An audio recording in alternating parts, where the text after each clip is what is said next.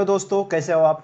आज का हमारा टॉपिक है coagulation of blood, means clotting of blood. एक एग्जांपल से समझते हैं। आपके मम्मी ने आपको बोला कि बेटा मुझे सब्जी कट करके दोगे। तो आपने बोला कि मम्मी मैं पढ़ाई कर रहा हूँ, मैं नहीं कर सकता हूँ। तो आपकी मम्मी बोला कि बेटा बस 5 मिनट दे, हो जाएगा। तो आपने बोला ठीक है मम्मी मैं करके देता हूँ। बस आप सब्जी लिए और कट करते करते आपने आपकी फिंगर ही कट कर दी। तो मम्मी एकदम घबरा गई, उंगली कट हो गई, कैसे खून आने लग गया एकदम से। लेकिन आपको पता है कि मम्मी टेंशन मत लो, ये ब्लड रुक जाएगा, बस इसको प्रेस करके रखो और ये रुक जाएगा। तो मम्मी की बोला कैसे रुक जाएगा। तो आपने बोला कि मम्मी इसमें होता है कोएगुलेशन ऑफ ब्लड। क्या होता है? क्लॉटिंग होता है मम्मी, ये ब्लड का मैंने बायोलॉजी में पढ़ रखा है कि इसका क्लॉटिंग हो जाएगा। तो ये जो क्लॉटिंग होता है इसकी वजह से ऑटोमेटिकली ब्लड रुक जाता है। लेकिन ये क्लॉटिंग एग्जैक्टली कैसे होता है, इसका मैकेनिज्म क्या है, ये ही हम आज के लेक्चर में पढ़ेंगे। गाइस चलो शुरू करने से पहले मैं बताना चाहूंगा, मैं हूं डॉक्टर परमेश्वर राजपूत। स्वागत है आपका अपने इस ऑनलाइन क्लासेस में जिसका नाम है स्टडी बाबा एजुकेशन। गाइस हम जो भी पढ़ा रहे टोटली एनसीईआरटी बेस्ड है। 11th स्टैंडर्ड बायोलॉजी का टॉपिक है बॉडी फ्लूइड एंड सर्कुलेशन। चलो तो शुरू करते हैं। यहां पर आपको ये जो डायग्राम है मैंने खुद बनाई है, ये आपके एनसीईआरटी बुक्स का पार्ट है। ओके, और ये मैंने नेट से लिया हुआ है, बस आपको कंसेप्ट समझ जाए इसके लिए मैंने ये कंसेप्ट आपको डायग्राम लिया हुआ है। ओके, पहले हम ये कंसेप्ट समझेंगे, फिर इसके बाद इस पे आएंगे। ओके, तो पहले देखो, एक नॉर्मल सा आपके आपके फिंगर पे क्या हुआ, कट लगा, यहां पर कट लगा, राइट। ये कट जैसे लगा तो अंदर कैपिलरीज जो रहती है ना वो कट हो चुकी है। अभी कट हुई बोले तो क्या ब्लड वेसल, कैपिलरीज क्या होती है, ब्लड वेसल होती है। ओके, तो ये ब्लड वेसल यहां पर कट हुआ, ब्लड वेसल को यहां पर आप देख सकते हो। देखो पहले क्या हुआ, इंजुरी हुई, तो यहां पर क्या हुआ, इंजुरी की वजह से क्या हुआ, जो blood vessel is severe and blood component, अभी ब्लड में जो भी कंपोनेंट रहेंगे, व्हाइट ब्लड सेल, आरबीसी में इरिथ्रोसाइट, प्लेटलेट, ये सब यहां से बाहर फ्लो होने लगेगा। इसका मतलब क्या, ब्लड बाहर आने लगेगा, राइट। अभी आपने तो बाहर से फिंगर से प्रेस कर दिया उसको, लेकिन अभी इसमें बॉडी क्या करती है, एक तो कट होने के बाद में पहली स्टेप बॉडी का रहता है वैस्कुलर स्पाज्म। ये जो भी ब्लड वेसल रहेगा जहां से कट हुई वहां पर वो ब्लड वेसल के अंदर से एक स्मूथ मसल होती है, वो स्मूथ मसल में क्या कंस्ट्रिक्शन होना शुरू हो जाता है, वो स्पाज्म होना शुरू हो जाता है, ऐसे जगह पे ऐसे कंस्ट्रिक्ट होता है। ओके, अभी पहला स्टेप ये हुआ, वैस्कुलर स्पाज्म होने लगा, राइट। इससे क्या हुआ, इससे थोड़ा सा ब्लड लॉस कम हो गया, राइट। अभी सेकंड स्टेप क्या होता है, ये ब्लड के अंदर के जो प्लेटलेट्स होते हैं, अभी आपको एक चीज तो पता होनी चाहिए कि क्लॉटिंग जो कोएगुलेशन होता है ब्लड का, इसमें मेन कंपोनेंट क्या होता है, इसमें मेन कंपोनेंट होता है गाइस प्लेटलेट्स। कौन सा? प्लेटलेट्स, ये मेन कंपोनेंट होता है कोएगुलेशन के टाइम पे।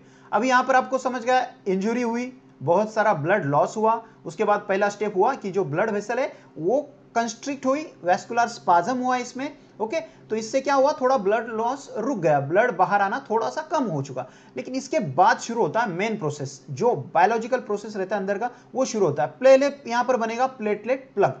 जैसे आप देखते हो किसी भी कंट्री के जो बॉर्डर है, किसी भी कंट्री का बॉर्डर है, वहां पर कोई भी लड़ाई छिड़ जाए तो क्या हुआ, मिलिट्री एक्टिवेट हो जाती है। अंदर अंदर कंट्री के अंदर कोई भी प्रॉब्लम आ जाए, क्राइम हो जाए, वहां पर क्या आ जाएगी, पुलिस एक्टिवेट हो जाती है। कहां आग लग जाए तो अग्निशमक दल वहां पर एक्टिवेट हो जाते हैं। तो इसका मतलब यहां पर जैसे इंजरी हो जाती है तो एक्टिवेट कौन होता है, प्लेटलेट एक्टिवेट हो जाता है। समझ रहे हो, यहां पर बॉर्डर पे जैसे मिलिट्री एक्टिवेट हो जाती है, तो यहीं पर एक समझने के लिए एग्जांपल दे रहा हूं, यहां पर जैसे इंजरी हो जाएगी यहां पर एक्टिवेट होगा प्लेटलेट्स। समझ रहे हो, बाकी के आरबीसी, डब्ल्यूबीसी, इनका कोई काम नहीं यहां पर, ये समझ लो। ओके, मेन काम रहेगा प्लेटलेट्स का। प्लेटलेट्स क्या हो गए, एक्टिवेट हो गए। अभी ये जैसे प्लेटलेट एक्टिवेट हुए, स्टार्टिंग में प्लेटलेट का शेप थोड़ा सा ऐसा रहेगा, लेकिन जैसे ये एक्टिवेट हो जाते हैं ना तो इनका शेप थोड़ा सा इस टाइप में हो जाता है, स्पाइकी शेप हो जाता है। ये याद रखना, कैसे हो जाता है, स्पाइकी शेप हो जाता है। और ये एक में को क्या होता है, स्टिक हो जाते हैं, एक में को चिपक जाते हैं ऐसे। ये एक प्लेटलेट है, ये इसमें इस चिपक जाते हैं ऐसे, एक में को स्टिक हो जाते हैं। क्यों? क्योंकि इनको बनाना है प्लग फॉर्मेशन बनाना है। यहां पर है ना, यहां पर ये जो ब्लड वेसल कट हुए ना, वहां पर ये वेसल को उनको ब्लॉक करना है, तो पहले प्लग बनाएंगे, इसको बोलते हैं प्लेटलेट प्लग फॉर्मेशन। तो ये प्लेटलेट प्लग फॉर्मेशन हुआ। लेकिन बस प्लेटलेट प्लग फॉर्मेशन से कुछ नहीं होगा, इससे उतनी मजबूती नहीं आएगी। इसको क्या लगेगा, इसको धागा लगेगा इसको बांधने के लिए, क्योंकि ये प्लेटलेट प्लग तो निकल जाएगा, लेकिन इसको धागे से बांधने के लिए इनको और एक कंपोनेंट की जरूरत पड़ती है। उसके बाद शुरू हो जाता है, वो होगा असली कोएगुलेशन। पहले स्टार्टिंग तो हो गया प्लेटलेट प्लग फॉर्मेशन से। अब यहां पर क्या हुआ, 2-3 प्लेटलेट यहां पर एक में को चिपक गई। अभी क्या हुआ, जैसे ये प्लेटलेट एक में को चिपक गई, प्लेटलेट प्लग फॉर्मेशन यहां पर आया, लेकिन इतने से प्लेटलेट में कुछ नहीं हो गए। प्लेटलेट और केमिकल सिग्नल देगी ब्लड के और प्लेटलेट को, और प्लेटलेट यहां पर आने लगेगी बहुत सारे, और ये प्लेटलेट प्लग का जो साइज है वो बढ़ने लगेगा। लेकिन इतने से कुछ नहीं होगा, इनको बांधने के लिए रस्सी की जरूरत पड़ेगी। तो ये रस्सी का काम कौन करता है? ये रस्सी का काम करता है कोलेजन फाइबर्स। अब ये फाइबर्स कौन रहता है? ये फाइबर कहां से बनता है? तो ब्लड के अंदर एक क्लॉटिंग प्रोटीन रहता है। कौन सा? आपको पता है, पार्ट 1 में हमने देखा था प्लाज्मा प्रोटीन होते हैं कितने टाइप्स के? 3 टाइप्स के, अल्ब्यूमिन, ग्लोब्यूलिन एंड फाइब्रिनोजिन। तो फाइब्रिनोजिन का काम क्या होता है? क्लॉटिंग होता है। आपने पार्ट 1 देखा होगा तो आपको पता चलेगा ये जो क्लॉटिंग होता है, राइट। तो ब्लड में होता है फाइब्रिनोजिन। अब ये फाइब्रिनोजिन का जैसे ये कट हो जाता है तो इसको सिग्नल मिलेगा फाइब्रिनोजिन को, क्या कि फाइब्रिनोजिन का कन्वर्जन फिब्रिन में हो जाए। अब ये कैसे होता है? यहां पर देखो, fibrinogen is converted into fibrin. यही मेन रिएक्शन और प्रोसेस होता है कोएगुलेशन ऑफ ब्लड का। ये पूरा कोएगुलेशन टॉपिक एक साइड में और ये रिएक्शन एक साइड में। बस कोएगुलेशन का मतलब ही यही होता है, बस इनएक्टिव फिब्रिनोजिन का कन्वर्जन कर दो एक्टिव फिब्रिन में, इसका मतलब होता है कोएगुलेशन। ओके, अब यहां पर लास्ट में देखो कोएगुलेशन क्या बोल रहे हैं यहां पर, in coagulation fibrinogen is converted to fibrin, okay, और form a mesh like structure. ये देखो यहां पर नेटवर्क ऑफ थ्रेड होता है, और वो क्या करता है? ट्रैप करता है dead and damage form elements of the blood. जो भी फॉर्म एलिमेंट है, डब्ल्यूबीसी, आरबीसी, प्लेटलेट, जो भी बाहर आ रहे थे उसको क्या करते हैं? ट्रैप कर देते हैं। जैसे हम मछली को पकड़ने के लिए जाला फेंकते, वैसे ये जाले में ये अटक जाते हैं, डब्ल्यूबीसी, आरबीसी, प्लेटलेट अभी बाहर नहीं जाएंगे, एक जाला बन जाएगा। अभी पहले तो सिर्फ प्लेटलेट थे, राइट, प्लेटलेट से कुछ नहीं हुआ था, बस प्लग फॉर्मेशन हुआ था। लेकिन इसको अच्छे से एकदम पकड़ बनाने के लिए इसको जाले की जरूरत पड़ेगी, और ये जाला कौन बनाएगा? फिब्रिन बनाएगा, एक्टिव फिब्रिन। अब ये एक्टिव फिब्रिन ये बनता कैसे? तो ये आपके एनसीईआरटी बुक्स में आपको दिया हुआ है, तो ये आपको बहुत ज्यादा इंपॉर्टेंट है, हर वर्ड आपको याद होना चाहिए। ये थ्रोम्बिन क्या है, फाइब्रिनोजिन क्या है, प्रोथ्रोम्बिन क्या है, थ्रोम्बोकाइनेज क्या है, कास्केड प्रोसेस क्या है, बस ये हमको समझना है। चलो स्टार्ट करते हैं। अभी यहां पर फाइब्रिनोजिन देखो, स्टार्टिंग में क्या रहता है? फाइब्रिनोजिन इनएक्टिव रहता है, कुछ काम नहीं करता है, बस ऐसे पड़ा रहता है अंदर ब्लड के अंदर। लेकिन जैसे ही कहां पर इंजरी हो जाए बॉडी में, तो ये जो इनएक्टिव फिब्रिनोजिन है ये प्लाज्मा में क्या हो जाता है? एक्टिव हो जाता है, और इसका बन जाता है फिब्रिन, मींस एक थ्रेड बन जाता है, धागा बन जाता है। ओके, लेकिन ये कन्वर्जन करता कौन है? ये कन्वर्जन करता है एक इंजाइम्स, और ये इंजाइम्स का नाम है थ्रोम्बिन, और ये कहां होता है? प्लाज्मा के अंदर। जो थ्रोम्बिन इंजाइम्स है, ये थ्रोम्बिन इंजाइम्स कहां से बनता है गाइस? ये भी बनता है एक इनएक्टिव सब्सटेंस है जिसका नाम है प्रोथ्रोम्बिन। जैसे यहां पर इनएक्टिव फाइब्रिनोजिन का कन्वर्जन हुआ फिब्रिन में, वैसे थ्रोम्बिन भी बना था एक इनएक्टिव प्रोथ्रोम्बिन से।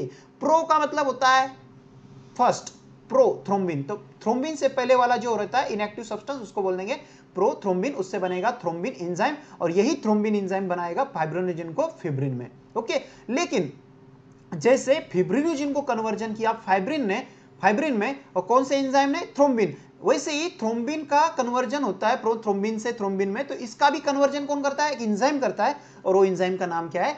थ्रोम्बोकाइनेज। बस आपको एमसीक्यूज आ जाएगा एग्जाम में कि prothrombin is converted into thrombin by which enzyme. आपको नीचे एग्जांपल दिए रहेंगे कि थ्रोम्बोकाइनेज, थ्रोम्बोकाइलेज, थ्रोम्बोमाइनेज, कुछ भी, लेकिन इसका एग्जाम मेन आंसर क्या रहेगा? थ्रोम्बोकाइनेज। काइनेज का मतलब होता है ब्रेक डाउन। ओके, और ये सिर्फ एक एंजाइम नहीं रहता है, ये एंजाइम सिंगल एंजाइम नहीं, यहां पर एंजाइम का कॉम्प्लेक्स होता है, बहुत सारे एंजाइम से मिलाकर ये थ्रोम्बोकाइनेज बनता है। इसलिए ये बहुत सारी एक बड़ी प्रोसेस होती है, एक चेन प्रोसेस होती है, इसलिए इसको बोलते हैं कास्केड प्रोसेस। देखो, लिंक्ड एंजाइमेटिक रिएक्शन, बहुत सारे एंजाइम लिंक रहते हैं और एक चेन बनती है प्रोसेस, उससे फिर ये थ्रोम्बोकाइनेज बनता है। फिर थ्रोम्बोकाइनेज प्रोथ्रोम्बिन का कन्वर्जन थ्रोम्बिन में करता है, थ्रोम्बिन फिर फाइब्रिनोजिन का कन्वर्जन फिब्रिन में करता है। ओके, समझ गए आपको डिटेल में? ओके, चलो अगली स्लाइड पे देते हैं। अब ये जो मैकेनिज्म है इसका कोएगुलेशन का, ये क्या करता है? एक्सेसिव लॉस ऑफ ब्लड जो होता है उसको प्रिवेंट करता है। क्या करता है? प्रिवेंट करता है। अभी एक और वर्ड है calcium ion play a very important role in clotting. अब ये क्यों, कैसे? ये देखो यहां पर बताता हूं। तो ये जो पिछली वाली स्लाइड है यहां पर आप देख सकते हो, जो कास्केड प्रोसेस है ना, यहां पर कैल्शियम आयन एक फैक्टर होता है इस चेन में। ये कैल्शियम आयन का बहुत बड़ा रोल होता है थ्रोम्बोकाइनेज फॉर्मेशन में। ओके, ये याद रखना, इसलिए ये क्लॉटिंग में इंपॉर्टेंट रोल प्ले करता है। ओके, अब ये जो कोएगुलेशन मैकेनिज्म है गाइस, ये इनिशिएट कैसे होता है? ये देखो यहां पर दो पार्ट्स रहते हैं। एक, स्टार्टिंग में क्या हुआ? यहां पर इंजुरी हुई, टिश्यू इंजरी हुई तो टिश्यू इंजरी से क्या हुआ, एक केमिकल सिग्नल मिला, केमिकल सिग्नल रिलीज हुआ केमिकल, और ये केमिकल प्लेटलेट को मिला, जहां पर नजदीक वाले जो प्लेटलेट है उनको मिला। तो स्टार्टिंग में टिश्यू से केमिकल रिलीज हुआ, प्लेटलेट को सिग्नल मिला, राइट। तो प्लेटलेट यहां पर आई, प्लेटलेट प्लग बनाए, फिर और प्लेटलेट, फिर सेकंड रहेगा प्लेटलेट। पहले तो टिश्यू ने सिग्नल देने का काम किया, फिर जो प्लेटलेट जमा हुई थी उस प्लेटलेट ने और प्लेटलेट बुलाने के लिए वहां पर एक केमिकल सिग्नल रिलीज किया। ओके, तो पहले जो सिग्नल दिया टिश्यू ने दिया था, और दूसरा जो सिग्नल गया वो प्लेटलेट प्लग से गया कि और प्लेटलेट आ जाए। ओके, तो यहां पर देख सकते हो आप कि कोएगुलेशन जो मैकेनिज्म इनिशिएट हुआ, इंजरी और trauma stimulate the platelet in blood to release certain factor. तो पहले प्लेटलेट ने सिग्नल दिया क्योंकि सर्टेन फैक्टर रिलीज करने के लिए, और टिश्यू ने भी सर्टेन केमिकल रिलीज की कि वहां पर कुछ आ जाए। पहले तो टिश्यू ने क्या किया, एक केमिकल रिलीज किया, उसकी वजह से क्या हुआ, प्लेटलेट जमा हुई। ओके, और प्लेटलेट की जरूरत पड़ेगी तो प्लेटलेट ने भी केमिकल सिग्नल रिलीज किया, यहां पर इसने भी, और फिर प्लेटलेट ने और केमिकल सिग्नल रिलीज किया कि और प्लेटलेट जमा हो जाए, फिर इसका साइज बढ़ जाएगा। लेकिन सिर्फ प्लेटलेट प्लग से कुछ नहीं होगा, यहां पर किसकी जरूरत पड़ेगी, धागे की जरूरत पड़ेगी, और ये धागे का काम किसने किया, फिर फाइब्रिनोजिन ने किया, जो हमने देखा लास्ट स्लाइड में। ओके, चलो गाइज, ये आपको समझ गया अभी, तो कुछ थोड़ा सा रिवाइज कर ले क्या होता है। ये देखो, स्टार्टिंग में ये प्रोसेस हमने समझी। ओके, यहाँ पर ये क्या क्या है, टिश्यू इंजरी हुआ, फिर वैस्कुलर स्पाज्म हुआ, फिर उसके बाद प्लेटलेट प्लग फॉर्मेशन, फिर कोएगुलेशन, फिर इसमें स्टार्टिंग में फाइब्रिनोजिन का कन्वर्जन एक्टिव फिब्रिन में हुआ, थ्रोम्बिन ने ये एंजाइम किया, थ्रोम्बिन नाम के एंजाइम ने ये किया। फिर थ्रोम्बिन एंजाइम भी किससे बना था, प्रोथ्रोम्बिन से, जो इसका कन्वर्जन किस एंजाइम से हुआ, थ्रोम्बोकाइनेज एंजाइम से हुआ। ओके, थैंक यू गाइज, मिलते हैं नेक्स्ट लेक्चर में। ये पार्ट 3 था, अभी पार्ट 4 जल्दी आपके लिए लेके आ जाएंगे। थैंक यू, सब्सक्राइब और लाइक कमेंट जरूर करिएगा। धन्यवाद, मिलते हैं नेक्स्ट लेक्चर में।